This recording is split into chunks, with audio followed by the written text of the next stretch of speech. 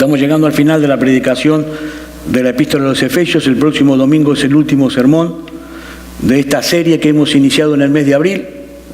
Estamos viendo la armadura de Dios y vamos a ver la tercera y última parte. Por eso vamos a leer de nuevo Efesios capítulo 6, versículo 14 al 20. Estad pues firmes, ceñidos vuestros lomos con la verdad y vestidos con la coraza de justicia, y calzados los pies con el apresto del Evangelio de la paz. Sobre todo tomad el escudo de la fe, con que podáis apagar todos los dardos de fuego del maligno, y tomad el yelmo de la salvación y la espada del Espíritu, que es la palabra de Dios, orando en todo tiempo con toda oración y súplica en el Espíritu, y velando en ello con toda perseverancia y súplica por todos los santos y por mí, a fin de que al abrir mi boca me sea dada palabra para dar a conocer con denuedo el misterio del Evangelio, por el cual soy embajador en cadenas, que con denuedo hable de él como debo hablar. Es palabra de Dios.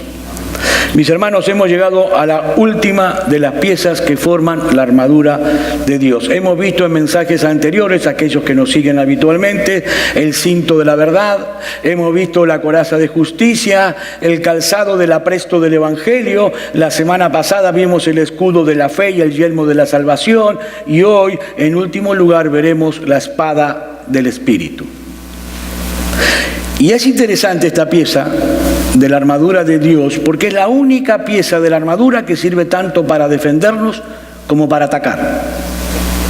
En la misma manera en que nosotros hagamos uso de esa espada del Espíritu, en la misma manera nosotros podremos mantener a raya al enemigo de nuestras almas. Entonces debemos concluir que la mejor defensa es un buen ataque. Y esa espada, mis hermanos, no nos servirá absolutamente de nada si nosotros la mantenemos guardada en el cinto. Es evidente que hay algo que debemos hacer con ella, y es precisamente de eso que yo quiero hablarles a ustedes en esta mañana. Pero antes de entrar de lleno en el tema de la espada del Espíritu, permítanme tomarme unos breves minutos para describir correctamente de qué tipo de arma estamos hablando. Esta descripción, aunque parezca obvia y evidente, es muy importante para luego nosotros instruirnos acerca del uso correcto que le debemos dar a esta pieza de la armadura. La espada de la que Pablo está hablando aquí no es el tipo de espada que nosotros imaginamos cuando escuchamos la palabra espada o cuando vemos las películas, ¿no? Esa espada de hoja ancha, larga, pesada, que los caballeros levantaban con dos manos. No. Se trata más bien de una daga corta, de un estilete que usaban los soldados romanos en esa época para la batalla cuerpo a cuerpo. Y en el caso del cristiano, Pablo identifica esta daga con la palabra de Dios. Por cuanto el arma principal que usa nuestro enemigo es la mentira, hermanos, no es con filosofías humanas, no es con opiniones personales, con consejos, con tradiciones o con costumbres que nosotros podemos pelear contra él, sino solamente con la verdad. Y la verdad verdadera no se encuentra en un lugar misterioso, imposible de encontrar. No se trata de un artículo de lujo que solo las personas más inteligentes pueden tener. No. La verdad verdadera, mis hermanos, no es otra cosa más que la opinión que Dios tiene acerca de todas las cosas. Y Él ha revelado lo que piensa acerca de todas las cosas en su palabra inspirada en un libro que se llama la Biblia. Por eso Pablo la llama la espada del Espíritu. ¿Por qué? Porque fue el Espíritu Santo de Dios lo que la inspiró, y porque es ese mismo Espíritu Santo de Dios el que obra en poder en nuestros corazones para que nosotros podamos entender esa palabra y podamos entonces aplicarla eficazmente en nuestras vidas. Entonces, la espada de la que estamos hablando es una daga o un estilete que debe ser utilizado con una precisión quirúrgica. Y hay otro detalle importante que quiero resaltar, no solamente de qué tipo de espada estamos hablando. La palabra en el griego tiene dos definiciones. Una que es la que se usa comúnmente, que nosotros conocemos, que es la palabra logos. La palabra logos se refiere a la palabra de Dios en general, en la Biblia entera. Esa es logos, la palabra de Dios completa. Pero la palabra que aparece en este versículo de Efesios capítulo 6 no es la palabra logos, es la palabra rema, que significa porciones específicas de la palabra de Dios, pasajes determinados de la Biblia, párrafos específicos, dichos particulares. Por esa razón los teólogos entienden que Pablo no se está refiriendo aquí a la palabra de Dios como un todo general, sino que se está refiriendo a porciones específicas, pasajes específicos que nosotros debemos traer a nuestra mente en los momentos de aflicción, en los momentos de tentación, en los momentos de prueba, de duda, de problemas, de preocupación, de enfermedad. Un comentarista escribió lo siguiente: el apóstol no se está refiriendo a un conocimiento general de la Biblia, sino que destaca de nuevo la precisión bélica que solo viene como el resultado del conocimiento y entendimiento de verdades específicas. El cristiano que no conoce bien la palabra de Dios no la puede usar bien en la batalla. Entonces Satanás va a encontrar de forma invariable los lugares donde somos ignorantes o donde estamos confundidos o donde somos más débiles y nos atacará allí mismo, en ese punto. Repito, mis hermanos, la Biblia no es una espada de hoja larga y ancha que nosotros podemos revolear como un remolino a ver a quién le podemos pegar. No, la palabra de Dios es un estilete que debe ser utilizado con extrema precisión y con extrema sabiduría. Y para entender mejor de qué estoy hablando y cómo debemos usar la palabra de Dios, citemos al mejor ejemplo que nosotros podemos citar. ¿Cuál es el mejor ejemplo que podemos citar? Nuestro Señor Jesucristo. No hay otro. En Mateo capítulo 4, Jesús es llevado por el Espíritu al desierto y es tentado por Satanás. Todos conocen ese pasaje, ¿no es cierto? Bueno, dice Mateo capítulo 4, versículo 1 al 3. Entonces Jesús fue llevado por el Espíritu al desierto para ser tentado por el diablo. Y después de haber ayunado 40 días y 40 noches, tuvo hambre. Y vino el tentador y le dijo: si eres hijos de Dios, di a estas piedras que se conviertan en pan. Mis hermanos, este ataque de Satanás fue un ataque directo a la declaración que Dios hizo 40 días antes. Dice Mateo capítulo 3 que en el momento en que Jesús fue bautizado, se oyó una voz del cielo que decía: este es mi Hijo amado en quien tengo mi complacencia. Satanás viene y lo tienta y dice: bueno, si Dios tiene razón y tú eres el Hijo de Dios, entonces di a estas piedras que se conviertan en pan. Lo que parece a simple vista una preocupación por Jesús, porque hacía 40 días que no comía, no era otra cosa más, mis hermanos, que una perversa insinuación en contra de la veracidad de Dios. Ya Dios había declarado que ese es su Hijo amado en quien Él tiene complacencia. Ahora el diablo lo tienta diciéndole: ok, perfecto, si eres el Hijo de Dios como tu papá dice, di a estas piedras que se conviertan en pan. ¿Y cómo se defendió Jesús ante esa tentación? No olvidemos una cosa importante: Jesús es el Dios encarnado, la segunda persona de la Trinidad. Cualquier palabra que hubiera salido de su boca hubiera sido suficiente porque hubiera sido palabra de Dios. Pero ¿qué arma utilizó el Señor? hermano, la misma que nosotros tenemos a nuestra disposición, al alcance de nuestra mano, la bendita e inerrante palabra de Dios. Versículo 4 de Mateo 4. Él respondió y dijo: escrito está, no solo de pan vivirá el hombre, sino de toda palabra que sale de la boca de Dios. ¿Qué hizo el Señor? Citó una porción específica, un estilete de la palabra de Dios. Deuteronomio capítulo 8, versículo 3. Eso fue lo que el Señor citó, Deuteronomio capítulo 8, versículo 3, que dejó al descubierto rápidamente la mentira de Satanás. ¿Cuál fue el ataque que el diablo dirigió contra Cristo en esta ocasión? Que él usara su poder como hijo de Dios para satisfacer su necesidad. La tentación que el diablo quería era que Cristo actuara por sí solo, totalmente independiente de su Padre Celestial. Era una tentación perfectamente adaptada a las circunstancias por las que Cristo estaba pasando, porque estaba pasando hambre.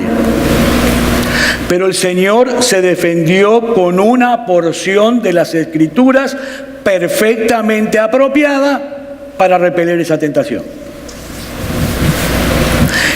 Y el texto citado en Deuteronomio por el Señor Jesucristo se encuentra en el contexto de lo que Dios hizo por su pueblo en el desierto cuando no tenían que comer. Leamos el pasaje ese. Deuteronomio capítulo 8, versículo 1 al 3. Cuidaréis de poner por obra todo mandamiento que yo os ordeno hoy, para que viváis y seáis multiplicados, y entréis y poseáis la tierra que Jehová prometió con juramento a vuestros padres. Y te acordarás de todo el camino por donde te ha traído Jehová tu Dios estos 40 años en el desierto, para afligirte, para probarte, para saber lo que había en tu corazón, si habías de guardar o no sus mandamientos. Y te afligió, y te hizo tener hambre, y te sustentó con maná, comida que no conocías, ni tus padres la habían conocido, para hacerte saber que no solo de pan vivirá el hombre, mas de todo lo que sale de la boca de Jehová vivirá el hombre. Y quiero hacer una aclaración, porque este pasaje es muy a menudo utilizado para decirle a los cristianos que tienen que leer la Biblia. Se usa mucho de eso y se le dice a la gente: mi hermano, no solo de pan vivirá el hombre, sino de toda palabra que sale de la boca de Dios. Y aunque ciertamente los cristianos debemos leer la Biblia todos los días, lo cierto es que este pasaje no se puede usar para eso. Porque este pasaje no está hablando de la lectura de la Biblia, en absoluto. Lo que Dios le está diciendo a su pueblo en este pasaje es que nuestra vida física no depende del pan que alimenta nuestros cuerpos, porque Dios puede preservarla con cualquier otra cosa, con solo decretarlo. Dios le dio una orden a la naturaleza y llovió maná, así de simple. La enseñanza de este texto es que no es necesario desviarnos del camino de la obediencia para suplir nuestras necesidades. Dios lo suple todo. De eso habla este pasaje. Y Jesús le hace ver a Satanás que él estaba dispuesto a seguir confiando en Dios sin apartarse un solo milímetro de sus mandamientos, a pesar de las circunstancias por las que estaba atravesando. Pero ¿saben una cosa? Satanás aún no había terminado con Cristo. Ahora, como el Señor citó las Escrituras, el diablo hace lo mismo, pero fuera de contexto. Totalmente fuera de contexto. Y esa es su arma preferida. Esa es su arma preferida. Y dice en el versículo 5 y 6... Entonces el diablo le llevó a la santa ciudad y le puso sobre el pináculo del templo y le dijo: si eres hijo de Dios, échate abajo, porque escrito está: a sus ángeles mandará cerca de ti y en sus manos te sostendrán para que no tropieces con tu pie en piedra. Satanás cita el Salmo 91, versículo 11 y 12. Pero totalmente fuera de contexto. Es decir, en forma mentirosa, en forma engañosa. ¿Y qué hace nuestro Señor Jesucristo? Versículo 7. Jesús le dijo, escrito está también, no tentarás al Señor tu Dios.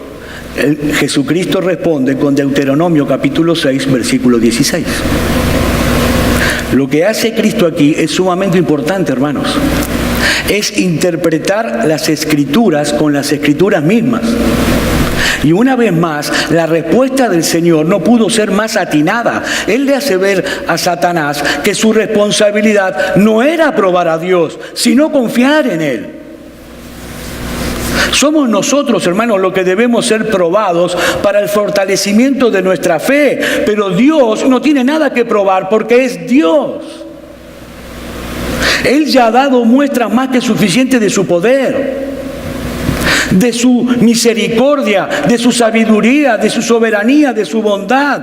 Y nosotros podemos confiar plenamente en Él cada vez que estemos en dificultades, cada vez que no entendamos lo que Él está haciendo sin necesidad de probarlo, simplemente confiar en Él. Eso es lo que Cristo enseña. Mis hermanos, repito, Satanás usa la palabra de Dios fuera de contexto, en forma mentirosa, y envía falsos maestros con falsas doctrinas. Si no, mire el canal Enlace o vaya a cualquiera de las mega iglesias que hay en esta ciudad. Satanás envía falsos profetas con falsas doctrinas, porque usa la palabra de Dios pero fuera de contexto. Y nosotros debemos tener lista al alcance de nuestras manos la espada del Espíritu para contraatacar.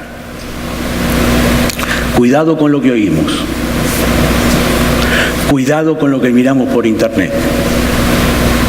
Mis hermanos, muchas veces ha venido gente a decirme, pastor, estoy escuchando a un predicador muy bueno en la internet, que me gusta mucho, yo le pido la página de internet y cuando voy es basura lo que está diciendo.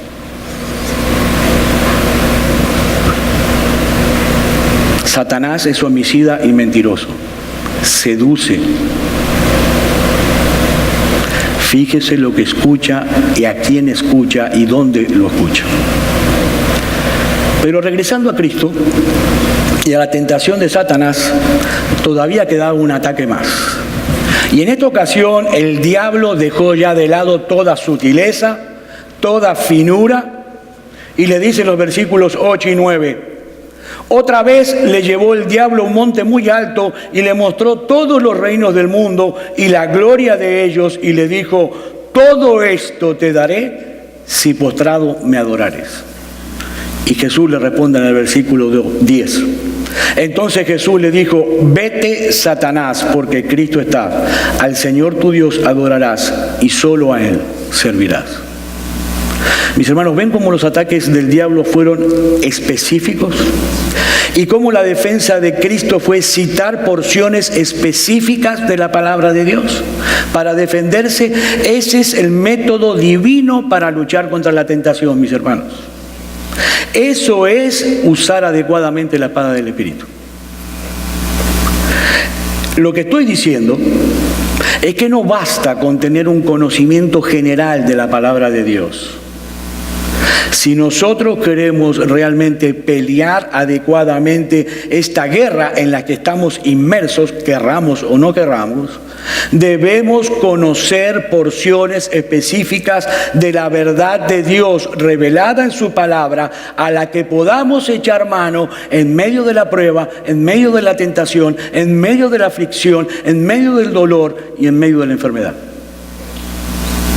Escribió, mire la definición de un comentarista, es maravillosa.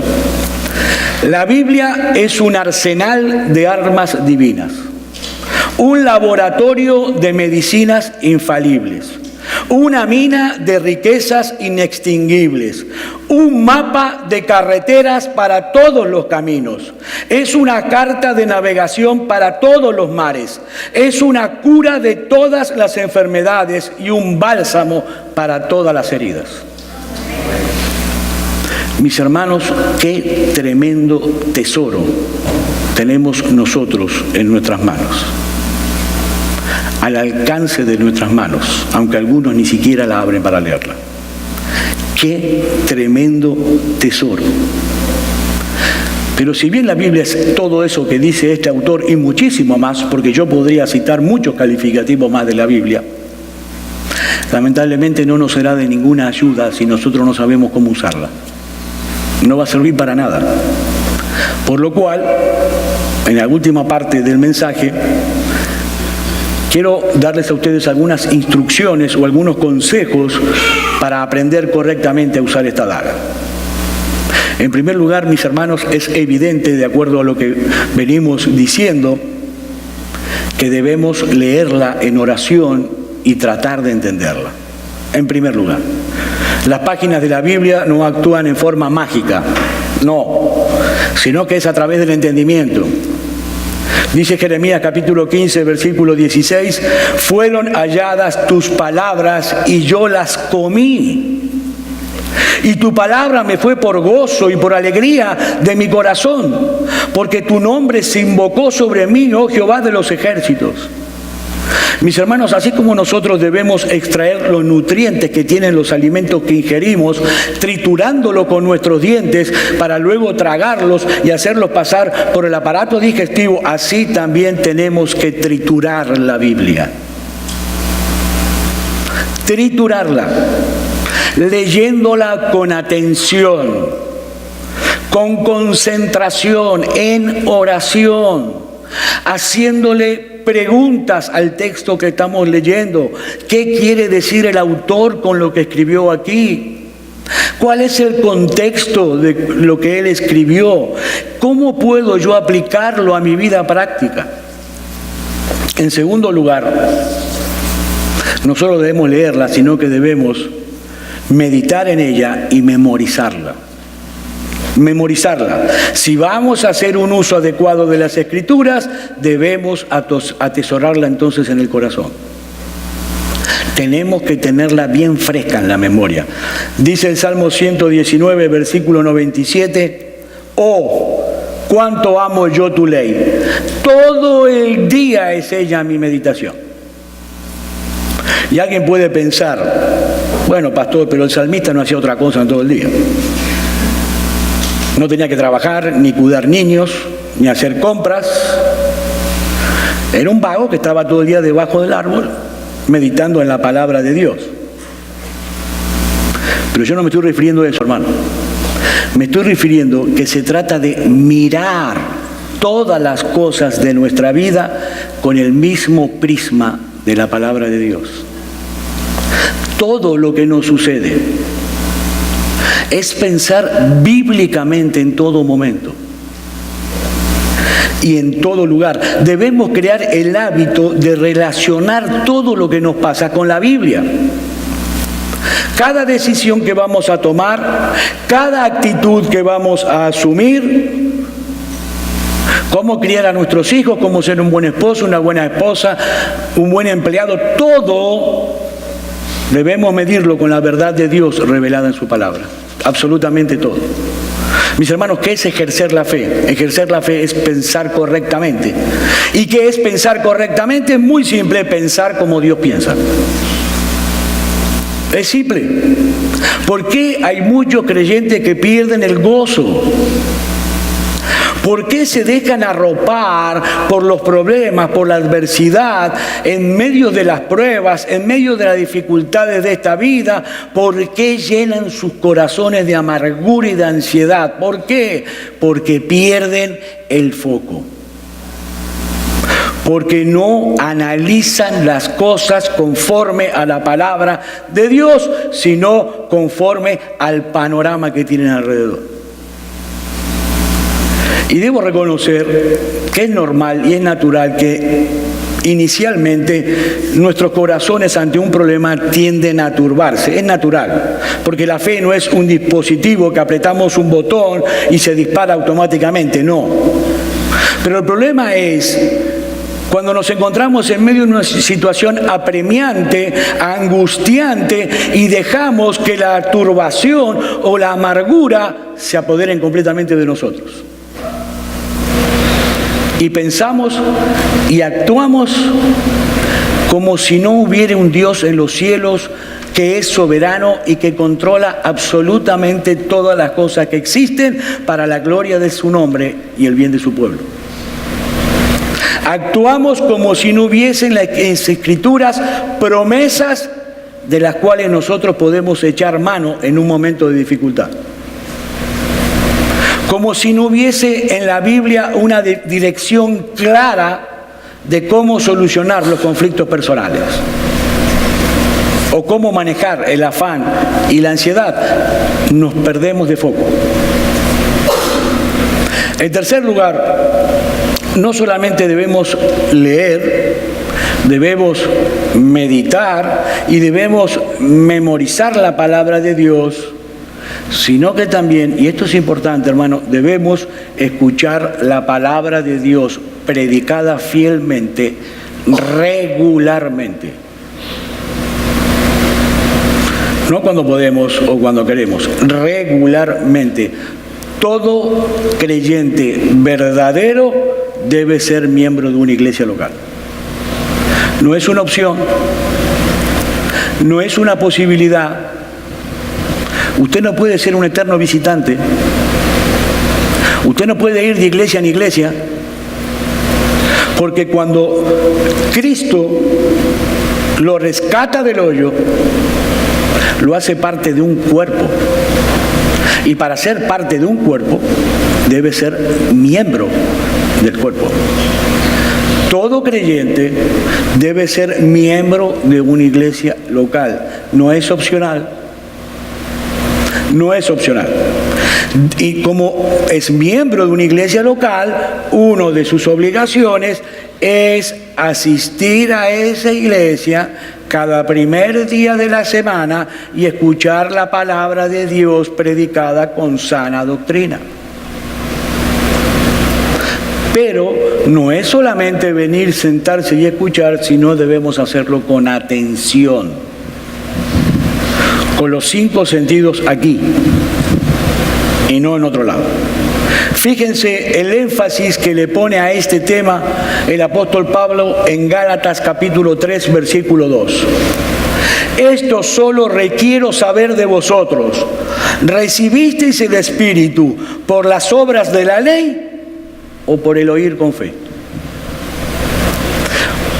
Un versículo muy conocido por todos nosotros, Romanos capítulo 10, versículo 17. Así que la fe es por el oír y el oír por la palabra de Dios. Es por eso que una de las frases favoritas de nuestro Señor Jesucristo en su ministerio terrenal era: el que tiene oídos para oír, que oiga. ¿Y por qué me refiero a esto? Porque hay personas que tienen oído, pero no tienen la disposición de oír. Se sientan en la iglesia y la palabra de Dios le entra por aquí y le sale por aquí.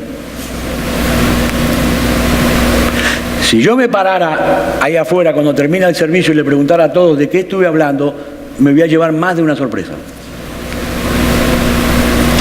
Más de una sorpresa. Hay personas a las que la predicación de la palabra de Dios les impacta directamente al corazón. El mensaje lo conmueve, lo sacude, y ¿qué hacen? Se justifican.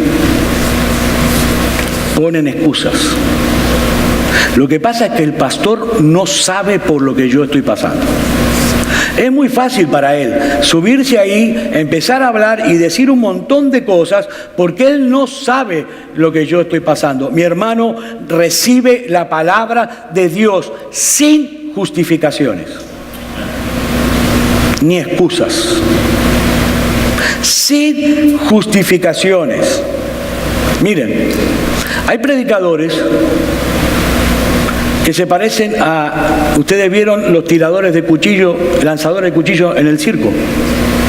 Bueno, el lanzador de cuchillos pone una pared de madera, adelante una bella señorita, y él comienza a lanzar cuchillos tratando de no pegarle a la señorita. Esa es su intención.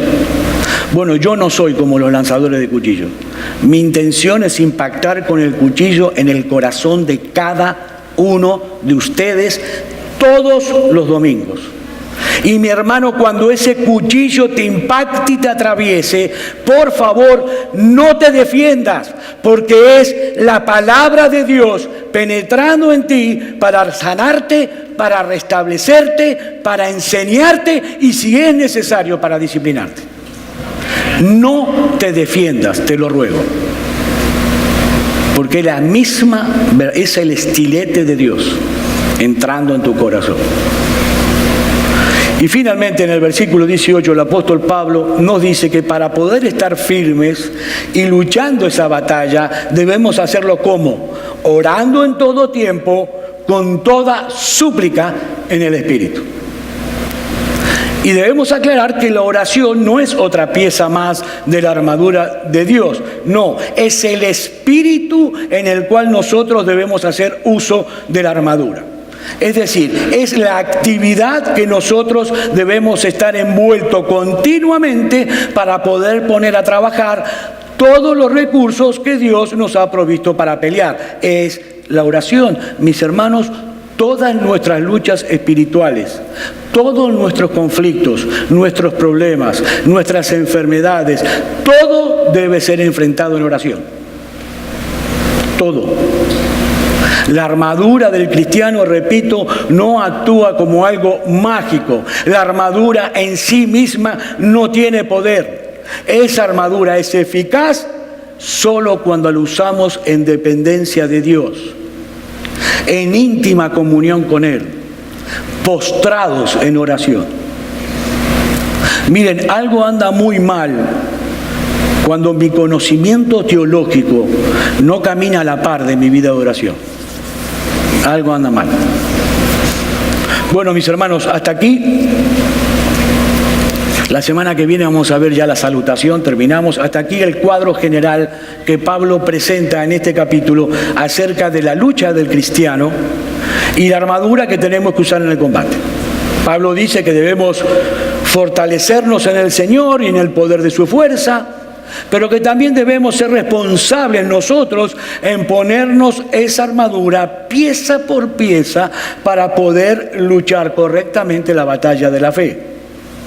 Alguien resumió este pasaje escribiendo lo siguiente: esta armadura consiste en creer correctamente, comportarse como Dios desea, recordar que estamos en paz con Él a través de Cristo, confiar en sus promesas y mirar el cielo con anticipación.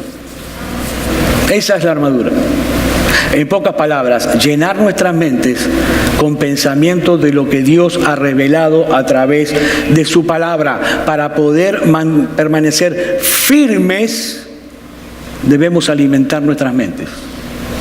Y nuestras mentes deben ser nutridas con la verdad.